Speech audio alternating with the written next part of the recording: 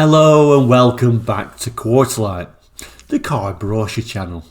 Today it's part 3 of the 2cv6 series featuring the adventure brochures and Tintin.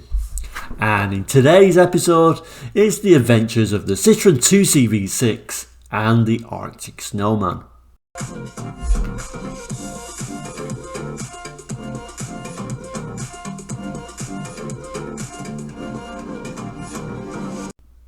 Welcome back. So yes, we're continuing with the iconic Citroen 2cv6 with this third episode. This particular brochure is actually dated August 1985, so a year after the last brochure we looked at in part 2. So let's look at this brochure in further detail. So the first page, a lovely graphic of this blue 2cv6 special in the snow.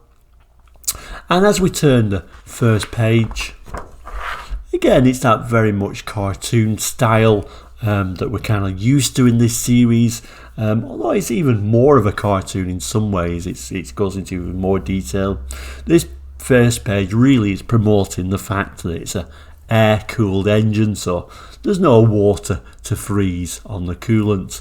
A similar sort of thing that the Volkswagen Beetle air-cooled engine kind of promoted. The simplicity was actually an advantage. But let's go through this particular cartoon and see what it's got to say. And then so the story begins. These tracks are definitely the Artic Snowman's, Captain. Looks like there's been a scuffle. We'll have to follow them until we find him. Good job, the 2CV is economical and reliable. There they are, Tintin. The Snowman's been captured. It's pretty steep, but the 2CV will handle that like a dream. And then it shows this rather unusual looking Arctic Snowman.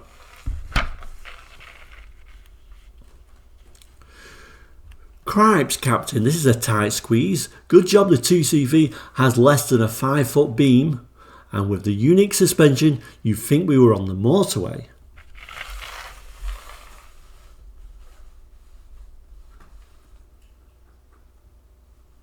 The Arctic is getting darker, Tintin. Tintin has a plan.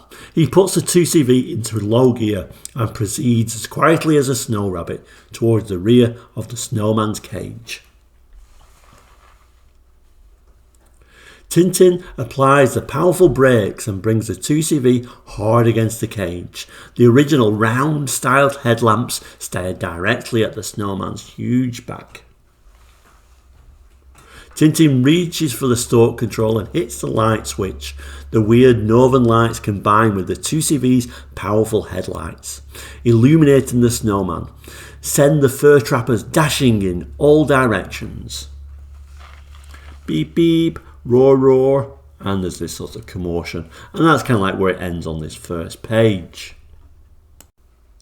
And then once again it's kind of promoting your air cooled, so there's no need for antifreeze again, showing the simplicity of the car as being an advantage rather than a negative quality. And yes, the car comes speeding in and everyone scatters. Groar, says the Artic Snowman. And then there's a bit of a text here. It says, because of the 2CV's front wheel drive, in bad conditions it has better grip than a rear wheel driven car. The well-aimed wheel brace, which also doubles as a starting handle if needed, scores a bullseye, and the 602cc engine takes the hills to freedom with ease. And there is sort of amount of truth in this. It was a very low-powered engine. It was a front-wheel drive engine, and I certainly remember it being extremely good at going up hills in the snow. So, a little bit of truth in that for sure. And on the next page, certainly a lovely graphic for sure with this two-tone maroon and black Charleston and this nice blue 2CV6 special driving off. Lovely little graphics, and it kind of like talks about the two vehicles side by side on here. So let's just have a quick zoom in on that.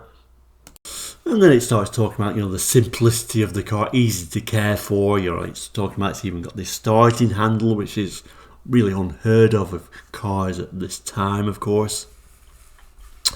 And then it goes on about the different models. So you've got the Charleston, that two-tone colour.